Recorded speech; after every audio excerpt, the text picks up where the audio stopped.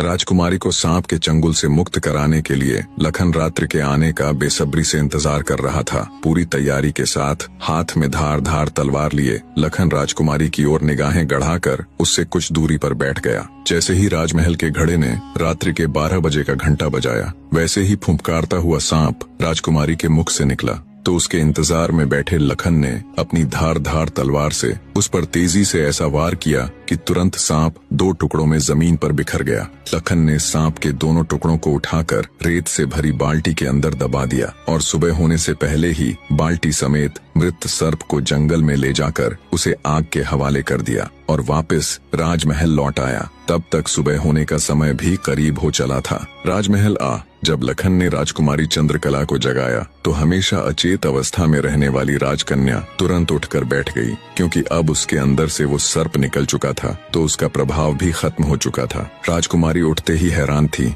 उसे ऐसा लग रहा था जैसे पता नहीं वो कितने सालों से नींद में थी। जब लखन ने राजकुमारी से उसके स्वास्थ्य के बारे में पूछा तो अचंभित राजकुमारी ने अपने आप को बिल्कुल ठीक बताया। तब तक सुबह भी हो चुकी थी। उधर राजा भी पूरी रात सोया नहीं था। उसे बस इंतजार था तो सुबह का। जैसे ही सुबह हुई, राजा बेसब्री से भागा भागा राजकुमारी के कक्ष में आया। जब उसने बिल्कुल सही सलामत अपनी बेटी को बैठे और बात करते पाया तो उसकी खुशी का ठिकाना न रहा। आंखों में अश्रु लिए राजा ने तुरंत अपनी लाडली बेटी को गले लगा लिया। भरे हृदय से राजा ने हाथ जोड़कर लखन का शुक्रिया अदा किया और अपनी शर्त के अनुसार राजकुमारी चंद्रकला का विवाह लखन के साथ कर दिया। जब राजा ने लखन को अपना आधा राज्यपाट देना चाहा तो लखन ने राज्य लेने से साफ मना कर दिया। ऐसा स्वाभिमानी दामाद पाकर राजा चंद्रसेन खुशी से फूला नहीं समाया। उसने खुशी खुशी बहुत सारा धन देकर अपनी बेटी चंद्रकला को लखन के साथ विदा कर दिया। जब राजकुमारी चंद्रकला को ले लखन अपने राज्य उज्जैन नगरी पहुंचा तो उसकी भाभी समेत पूरे परिवार ने उन दोनों का हार्दिक स्वागत किया। लखन खुशी खुशी